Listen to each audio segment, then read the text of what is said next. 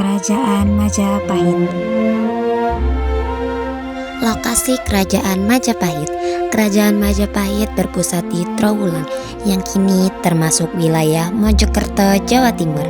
Awalnya Kerajaan Majapahit berdiri di hutan tarik di tepi Sungai Berantas dan kemudian berkembang menjadi kerajaan yang luas dengan berpusat pemerintahan di Trowulan. Sumber sejarah. Prasasti. Prasasti adalah piagam atau dokumen tertulis pada bahan keras dan tahan lama seperti batu, logam, atau lontar.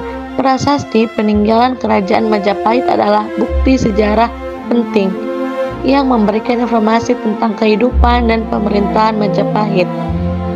Beberapa prasasti yang terkenal antara lain Prasasti Kudadu, Prasasti Sukamerta, Prasasti Canggu, dan Prasasti Waringin. Candi. Candi adalah bangunan suci peninggalan masa lampau. Biasanya terbuat dari batu yang dibangun untuk tujuan keagamaan seperti pemujaan dewa dewi, penghormatan leluhur, atau tempat ritual ibadah dalam agama Hindu dan Buddha. Peninggalan candi dari Kerajaan Majapahit tersebar di berbagai wilayah terutama di Jawa Timur dan Jawa Tengah. Contoh candi yang terkenal antara lain Candi Tikus, Candi Brahu, Candi Sukuh, Candi Cetho, Candi Pari, Candi Jebung. Kitab peninggalan. Kerajaan Majapahit meninggalkan beberapa kitab penting yang memberikan informasi tentang sejarah dan kebudayaannya. Antara lain, Kitab Negara Kertagama, Kitab Sutasoma, dan Kitab Sundayana. Salah satunya Kitab Negara Kertagama adalah karya Empu Prapanca pada zaman Keraton Majapahit. Dari segi maknanya, Negara Kertagama berarti kisah pembangunan negara. Kondisi politik. Kerajaan Majapahit memiliki sistem politik yang terpusat, di mana raja menjadi penguasa tertinggi dan dianggap sebagai titisan dewa. Raden Wijaya 1293 sampai 1309. Ia adalah pendiri Kerajaan Majapahit. Raden Wijaya naik tahta setelah berhasil mengusir pasukan Mongol dari Jawa. Ia dikenal dengan gelar Kartarajasa Jayawardhana. Pada awal pemerintahannya, ia fokus menyatukan wilayah-wilayah bekas kerajaan Singosari. Kondisi politik Jayanegara 1309 sampai 1328. Putra Raden Wijaya ini menghadapi banyak pemberontakan selama masa pemerintahannya. Ia dikenal sebagai raja yang kejam dan egois. Akhir hidupnya tragis karena dibunuh oleh tabib istananya sendiri. Tribuana Tunggadewi 1328 sampai 1350. Putri Raden Wijaya ini naik tahta karena Jayanegara tidak memiliki penerus. Di masa pemerintahannya, Gajah Mada diangkat menjadi patih Majapahit. Gajah Mada lalu mengucapkan Sumpah Palapa, bertekad menyatukan seluruh Nusantara. Sejak saat itu, banyak wilayah mulai ditaklukkan. Hayam Wuruk 1350 sampai 1389. Putra Tribuana ini memimpin Majapahit di masa keemasannya. Bersama Gajah Mada, ia berhasil memperluas kekuasaan Majapahit hampir ke seluruh wilayah Nusantara. Masa pemerintahannya dikenal stabil dengan kemajuan besar di bidang ekonomi dan budaya. Ia juga dikenal dengan gelar Raja Sanegara. Wikamawardhana 1389 sampai 1429. Menantu Hayam Wuruk ini memerintah di masa mulai muncul konflik, termasuk perang Pregek melawan Mre Wirabumi yang juga mengklaim tahta. Setelah perang ini, kekuatan Majapahit mulai melemah. Suhista 1429 sampai 1447. Putri Wirakamawardhana ini naik tahta setelah berakhirnya perang saudara. Meski pemerintahannya cukup tenang, kekuasaan Majapahit mulai menunjukkan tanda-tanda kemudaran.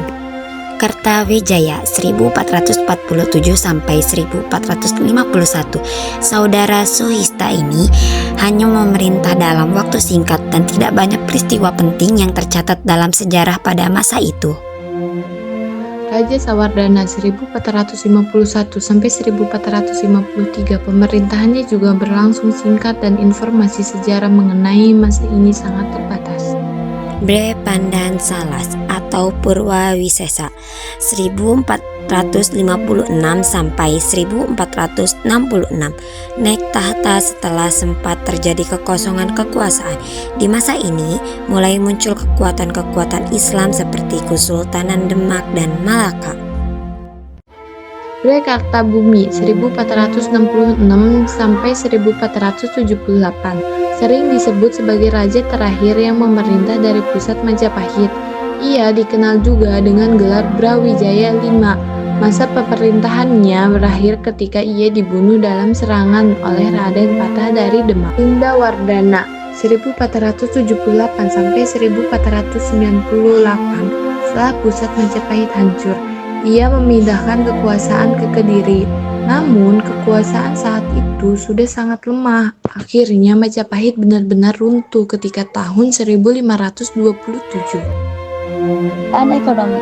Untuk meningkatkan kerjaan Majapahit menjalankan hubungan baik sama kerjaan-kerjaan luar, mereka punya semboyan politik luar negeri yang namanya Mitra Kesatata. Artinya, negara sahabat itu dianggap sejajar dan sederajat. Semboyan ini bahkan dicatat di kitab Negara Kertagama, MTWTFS. Water Continuous. Majapahit juga aktif banget dalam perdagangan. Mereka jual berbagai komoditas unggulan seperti lada, gading, timah, beras, besi, intan, ikan, cengkih, pala, kapas, sampai kayu cendana. Barang-barang itu diekspor ke negara-negara seperti Tiongkok, Siam atau Ayoda, Champa, dan Kamboja. Dua sektor utama yang jadi penopang ekonomi Majapahit adalah perdagangan dan pertanian. Untuk mendukung keduanya, Majapahit bangun berbagai infrastruktur, kayak jalan, jalur sungai, sampai pelabuhan. Biar aktivitas dagang makin lancar, di masa pemerintahan Hayam Wuruk, pembangunan makin gencar. Beliau bikin bendungan, saluran air, dan lahan pertanian. Baru buat meningkat kesejahteraan rakyat.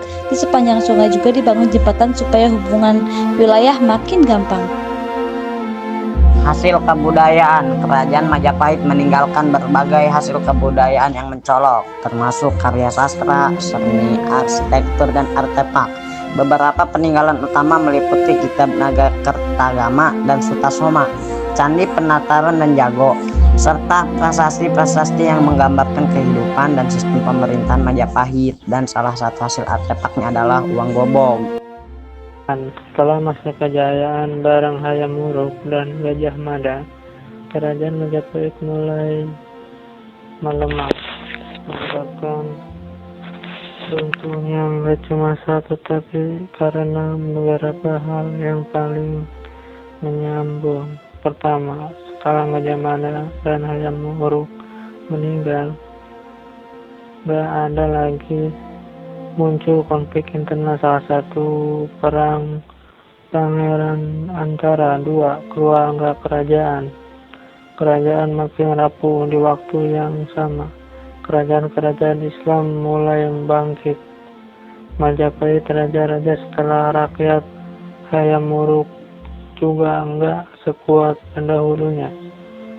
Kerajaan puncaknya Majapahit diserang oleh Kesultanan Demak di bawah pimpinan Raden Patah sekitar tahun 1478 atau 1527